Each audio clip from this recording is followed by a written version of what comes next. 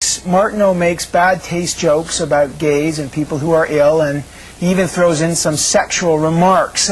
Martineau issued an apology. He said he was, quote, personally mortified that, to quote again, the tired, silly, and inappropriate comments he had made had become public. But should these off-camera remarks affect his credibility on camera and the credibility of the news he delivers? Does he, and for that matter, do any of us on camera, have a special responsibility to behave in a certain way, even if we think it's just a private moment? We turn the cameras on some of our own to find out. A minute. Of all of the promos I've ever done, this is the most exciting one. Check this one out. My first reaction was, there but for the grace. Well, I thought they were crude and tasteless. You can sort of see people goofing around and saying dumb things, but his were just dumb.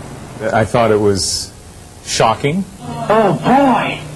Ontario's first pancreas transplant recipient. That's interesting. It's a medical story. This is interesting. That is not. You know, when I saw it, and I saw it on the internet like a lot of other people did, I guess it shocked me that I'd never seen Gord Martineau that way. How do you pronounce that? Uchigeas? Uchigeas. Uchigeas. Okay. You know, I always wanted to sing just like.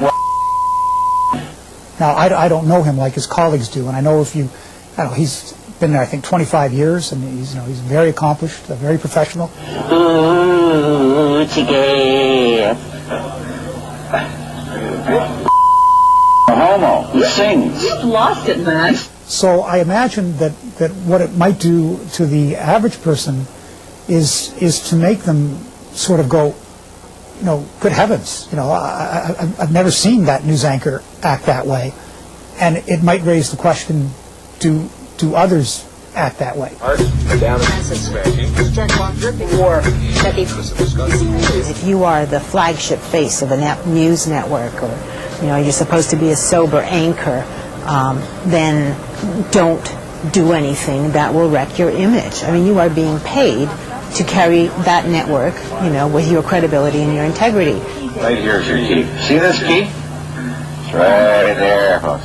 None of us are journalists 24-hour, 24/7, but I think it's pretty clear the times you are in the role of a journalist, and there's a certain way you're expected to behave. It's not a matter of journalists having some kind of code that applies to their professional and personal lives. It's common sense. The code is common sense. Behave like a decent human being when you're doing your job and when you're not doing your job, and you're covered, really. I think that, in general, people actually expect broadcasters to be the same in real life as they are on air, which doesn't make any sense because they're pretty plastic usually on air, so it's kind of hard to imagine anyone actually being like that. We have many different faces, and it's not a matter of being hypocritical. It makes sense that you portray one face to your kids, one face to the public, one face at a dinner party, and you know, so this is a phenomenon that affects more than just news anchors. It's shattering sometimes for the public to discover that there is another person, and that on-camera presence is perhaps not the whole person. You know, when you're on TV or in the media, you're a unidimensional character, and really a human being is a much more fully fleshed character than the unidimensional person we see on TV. Questions in the chaos that followed an accident or an attack. Really damage his career. I can't think that it's helped his credibility.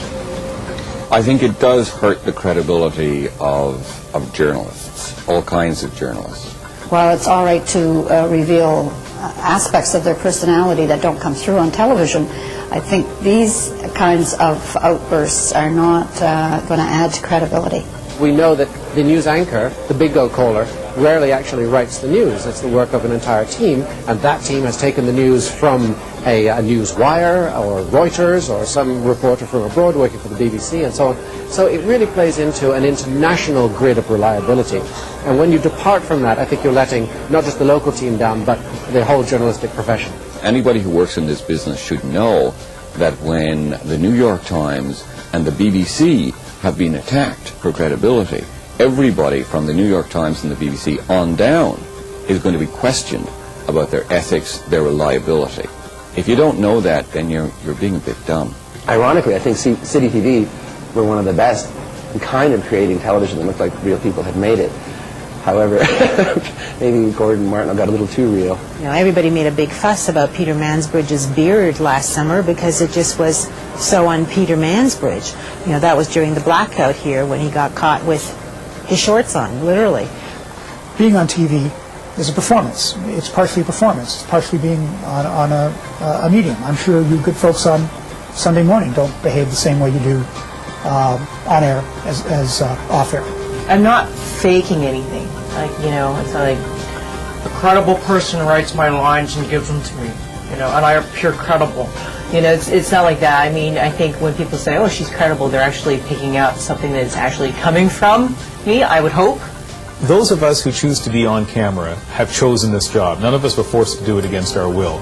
And we chose a very public job for a variety of reasons. One of them is we all like, to an extent, to be on television. So I always have a problem with people who are on camera who complain about, fame, whatever level of fame we may have.